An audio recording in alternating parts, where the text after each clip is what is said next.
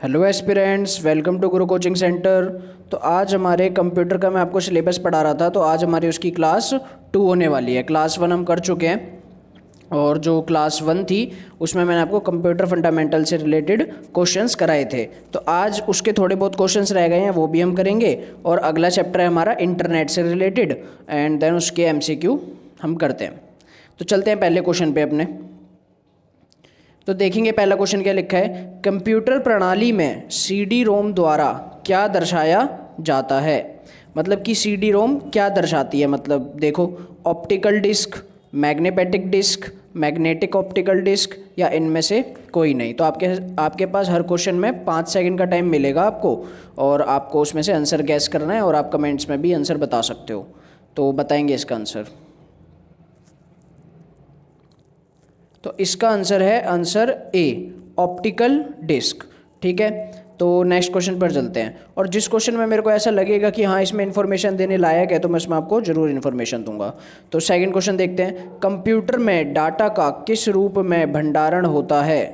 बताएंगे। मतलब कि कंप्यूटर में जब हम डाटा डालते हैं तो किस रूप में एक्सप्रेस होता है वो डाटा, वो हमें बताना है। ठीक है, तो मैं इंग्लिश में भी आपको बताता चलूँगा, जिससे कि आपको क्वेश्चन समझने में आसानी हो। तो देखेंगे ऑक्टल, डेसिमल, हेक्साडेसिमल या बाइनरी।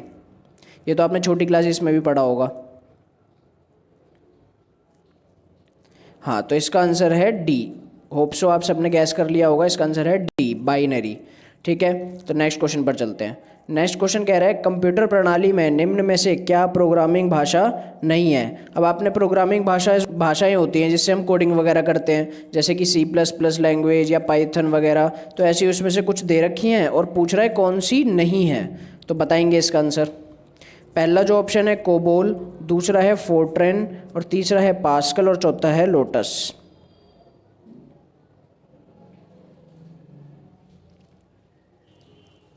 तो इसका आंसर है लोटस। ठीक है, तो चलते हैं नेक्स्ट। नेक्स्ट क्वेश्चन क्या कह रहा है। किसी कंप्यूटर की परमानेंट मेमोरी क्या कहलाती है। कल मैंने आपको टेम्पररी मेमोरी बताई थी क्वेश्चन में, अगर आपको ध्यान हो तो आज ये पूछ रहा है परमानेंट मेमोरी कौन सी होती है। तो परमानेंट हमारी मेमोरी होती है रोम। क्या होती है? रोम। अब रैम हमारी होती है टेम्पररी मेमोरी, और रोम हमारी होती है परमानेंट मेमोरी। आ गई बात समझ में। Next question. 1 गीगाबाइट कितने मेगाबाइट बाइनरी के बराबर है। मतलब कि 1 GB कितने MB के बराबर है। 1 GB में कितनी MB आती हैं, ये भी मैंने आपको कल बताया था। तो इसका आंसर है आंसर बी, 1024 MB आती है 1 GB में। तो नेक्स्ट क्वेश्चन देखेंगे। भारत का पहला सुपर कंप्यूटर है।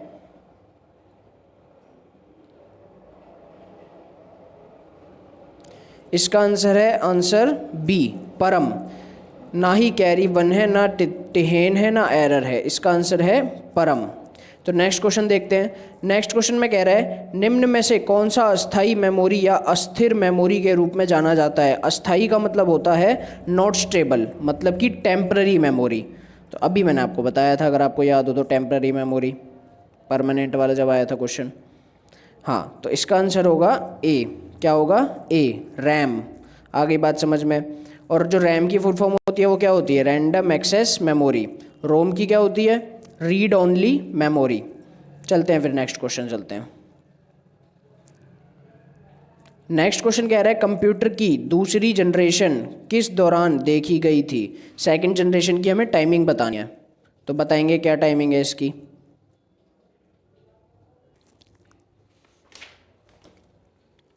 तो इसका आंसर है 1956 टू 1962। देखो, ये तो आपको लर्न करना पड़ेगा, इसका कोई अल्टरनेट नहीं है। ठीक है, तो इसका आंसर है 1956 से 1962 तक लेकर सेकंड जनरेशन कंप्यूटर की चली थी। तो नेक्स्ट क्वेश्चन देखते हैं। कंप्यूटर के 4 प्रमुख फंक्शन का निम्नलिखित में से सही क्रम कौन सा है। मैंने आपको 3 तो कल ही बता दिए थे, चौथा इसमें लिखा हुआ है कि कैसे कैसे मतलब कंप्यूटर की भी वो फंक्शंस चलते हैं। तो देखो, पहला ऑप्शन है इनपुट, प्रोसेस, आउटपुट, फिर होती है स्टोरेज। नेक्स्ट है स्टोरेज पहले, आउटपुट, इनपुट, प्रोसेस। फिर ऐसे ही आप पढ़ लीजिए ये वाले, तो बताएंगे इसमें से आंसर कौन सा है। तो इसका आंसर है आंसर ए है। क्यों है, मैंने आपको कल ही बता दिया था। पहले हम इनपुट डालते हैं, देन कंप्यूटर उसे प्रोसेस करता है, समझता है, उसके बाद हमें आउटपुट देता है। कैलकुलेटर का आपको एग्जांपल दिया था, अगर हम उसमें 2+3 डालें तो वो हमारा इनपुट है, देन वो उसे प्लस करेगा, वो उसका प्रोसेस है, और जब हमें आंसर मिलेगा तो वो आउटपुट है। और फिर उसके बाद वो जो भी चीज़ हम चाहते हैं स्टोर करना, वो भी हम स्टोर कर लेते हैं। तो पहला हमारा इसमें आंसर हो जाएगा। तो नेक्स्ट क्वेश्चन देखते हैं। डाटा ऑर्गेनाइजेशन में डाटा का सही आरोही क्रम है। जब हम डाटा की ऑर्गेनाइजेशन करते हैं तो कुछ डाटा का एक फंक्शन होता है, एक क्रम से चलता है वो, तो वही क्रम इसमें पूछा है। तो पहला देखो, bit byte field record file, bit byte record field file, ठीक है। नेक्स्ट देख लो, field bit byte record file, उसके अगला है byte bit field record file. तो इसका आंसर है bit byte field record file, ठीक है। आगे बात समझ में, bit byte field record file, याद कर लेना इसे आप। नेक्स्ट क्वेश्चन चलते हैं। नेक्स्ट क्वेश्चन कह रहा है सीपीयू से तात्पर्य है। बताएंगे क्या है सीपीयू से तात्पर्य? यूनिट, ठीक है। तो सीपीयू हमारी क्या होती है, सेंट्रल प्रोसेसिंग यूनिट होती है। आगे बात समझ में। तो चलें नेक्स्ट।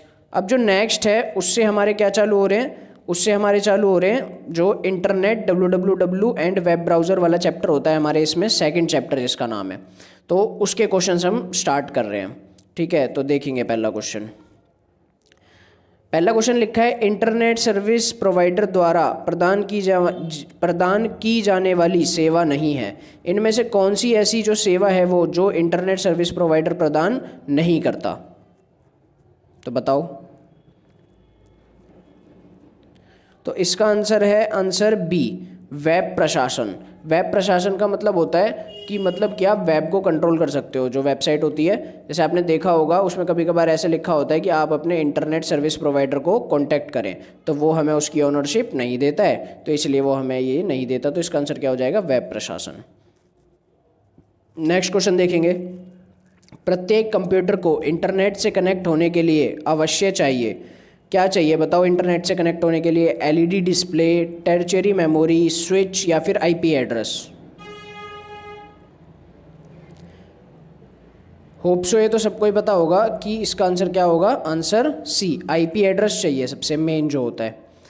तो नेक्स्ट क्वेश्चन देखेंगे। निम्नलिखित में से कौन सी इंटरनेट की एक विशेषता नहीं है? मतलब इंटरनेट की विशेषताएं पूछी हैं, तो हम विशेषताएं दी हैं, उसमें से पूछा है कौन सी नहीं है। तो पहली है अभिगम्यता। अभिगम्यता मतलब होता है कि हम घर बैठे जो भी काम कर लेते हैं, हमें कहीं जाना नहीं पड़ता। अगला है उपयोग में आसानी, ये तो समझ गए होगे आप। अगला है संचार का लचीलापन, मतलब कि कम्युनिकेशन में क्या होता है, फ्लेक्सिबिलिटी आ जाती है। और डी है उच्च लागत, मतलब कि कॉस्ट क्या होती है, कम आती है। तो आपको पता चल गया होगा इंटरनेट कितना महंगा हो रहा है आजकल, तो इसका आंसर है उच्च लागत। उच्च लागत इंटरनेट की विशेषता नहीं है और बाकी सारी इंटरनेट की विशेषता हैं। तो नेक्स्ट क्वेश्चन देखो क्या लिखा है। केबल के द्वारा इंटरनेट प्राप्त करने के लिए मॉडेम की आवश्यकता होती है। मॉडेम का मतलब होता है, मॉडेम का मतलब बताना इन चारों में से क्या है? Modern dynamics, modulator defragmenter, C modern machine, D modulator demodulator. हाँ, तो इसका आंसर है आंसर डी, मॉड्यूलेटर डीमॉड्यूलेटर। आ गई बात समझ में। तो चलें नेक्स्ट क्वेश्चन। इंटरनेट में प्रत्येक कंप्यूटर की पहचान करने के लिए निम्नलिखित में से कौन सा उपयोग किया जाता है? मतलब कंप्यूटर्स की पहचान करने के लिए क्या उपयोग करा जाता है? आईपी एड्रेस, कंप्यूटर का नाम, इंटरनेट एड्रेस या लोकेशन एड्रेस? हाँ, तो इसका आंसर है ए, आईपी एड्रेस। आईपी एड्रेस से हम पता लगा सकते हैं कि कौन सा कंप्यूटर है, ठीक है। आगे बात समझ में। तो नेक्स्ट देखते हैं। नेक्स्ट क्या कह रहा है, इंटरनेट की निम्नलिखित में से किस संचार सेवा का प्रयोग इंटरनेट से जुड़े दूरस्थ कंप्यूटर पर लॉगिन करने के लिए किया जाता है? बताओ। मतलब कि जैसे एक कंप्यूटर में इंटरनेट चल रहा है और दूसरा कंप्यूटर है, अगर उससे हमें जोड़ना है इस कंप्यूटर को, तो कौन सी वाली जो इसमें से वो है सेवा जो हम इसकी यूज़ करते हैं, किसकी? इंटरनेट की। तो बताओ, telnet, news group, electronic mail या मेलिंग लिस्ट? देखो आप इसमें से एलिमिनेट कर सकते हो। न्यूज़ ग्रुप हो सकता है क्या? नहीं हो सकता। इलेक्ट्रॉनिक मेल नहीं हो सकता। मेलिंग लिस्ट नहीं हो सकती, क्योंकि ये सारे मेल करने के काम आते हैं। न्यूज़ ग्रुप होता है कि जो न्यूज़ चलती है वो वाला ग्रुप। टेलनेट बचा। तो यही कुछ लग रहा है, अगर आंसर नहीं भी पता तो भी आप तुक्का मार सकते हो। तो हमारा आंसर हो जाएगा क्या, टेलनेट। आ गई बात समझ में। तो नेक्स्ट क्वेश्चन चलते हैं। नेक्स्ट क्वेश्चन कह रहा है कि मोबाइल फ़ोन के साथ इंटरनेट का प्रयोग करने के लिए निम्नलिखित में से किस सेवा का सबसे अधिक प्रयोग किया जाता है। मतलब जो मोबाइल में हम इंटरनेट चलाते हैं तो किस सेवा के थ्रू हम वो कर पाते हैं। 3646, डायल अप, केबल या DSL। तो इसका आंसर है ए, 3646 सेवा है जिसका हम यूज़ करते हैं मोबाइल में इंटरनेट चलाने के लिए। नेक्स्ट क्वेश्चन देखो, इंटरनेट पर कंप्यूटर या सर्वर को डैश के नाम से भी जाना जाता है। बताओ, जो सर्वर होता है कंप्यूटर का जिससे कि हमारा इंटरनेट चलता है पूरा का पूरा, उसको किस नाम से जाना जाता है। ए होस्ट, बी एड्रेस, सी URL, डी IP एड्रेस। तो इसका आंसर है ए, मतलब जो भी उस इंटरनेट को चला रहा है उसको क्या कहते हैं, होस्ट कहते हैं। जैसे आपने देखा होगा कोई शो है तो उसमें होस्ट होता है। होस्ट कौन होता है, जो सारा शो मतलब संभालता है, सारी एंकरिंग वगैरह करता है, सारी होस्टिंग करता है, लोगों को बुलाता है, बिठाता है, सारा कुछ उसके अंडर होता है। तो सर्वर भी ऐसा ही है, अगर सर्वर बंद हो जाता है तो इंटरनेट भी बंद हो जाता है। तो नेक्स्ट क्वेश्चन देखो, निम्नलिखित में से कौन सा इंटरनेट सेवा का सबसे धीमा प्रकार है। मतलब कौन सी इंटरनेट सेवा ऐसी है जो सबसे धीरे है। तो देखो इसके option, dial up, satellite, digital subscriber line या 3G और 4G। तो देखो सैटेलाइट तो हो नहीं सकता, डिजिटल सब्सक्राइबर लाइन क्या पता हो, 3G और 4G तो नहीं हो सकते। लेकिन इसका आंसर है हमारा ए, डायल अप। क्या है हमारा इसका आंसर, ए। ठीक है, डायल अप क्यों है, क्योंकि सबसे पहली जो टेक्नोलॉजी थी इंटरनेट चलाने की वो यही थी, डायल अप। तो यही सबसे हमारी क्या है, मतलब कि स्लो टेक्नोलॉजी थी। तो नेक्स्ट क्वेश्चन देखेंगे। नेक्स्ट क्वेश्चन कह रहा है, इंटरनेट की निम्नलिखित संचार सेवाओं में से कौन सी सेवा प्रयोगकर्ताओं को कॉल प्राप्त करने योग्य किसी भी PC पर इंटरनेट के माध्यम से बात करने की सुविधा प्रदान करती है। बताओ।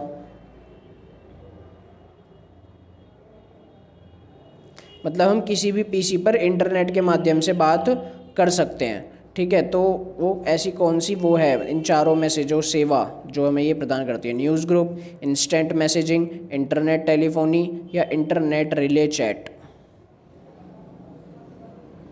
तो इसका आंसर है इंटरनेट टेलीफोनी। आगे बात समझ में। तो इससे नेक्स्ट जो क्वेश्चंस हैं वो हम अगली क्लास में देखेंगे। आज के लिए इतना ही है। और आपको जो इसकी PDF है वो डिस्क्रिप्शन में मिल जाएगी, मैं आपको बता ही चुका हूँ, है ना। और बाकी हमारा जो मैथ्स में परसेंटेज चैप्टर चल रहा है आप वो भी जाकर पढ़ सकते हो। ठीक है, so thank you. Subscribe Guru coaching centre.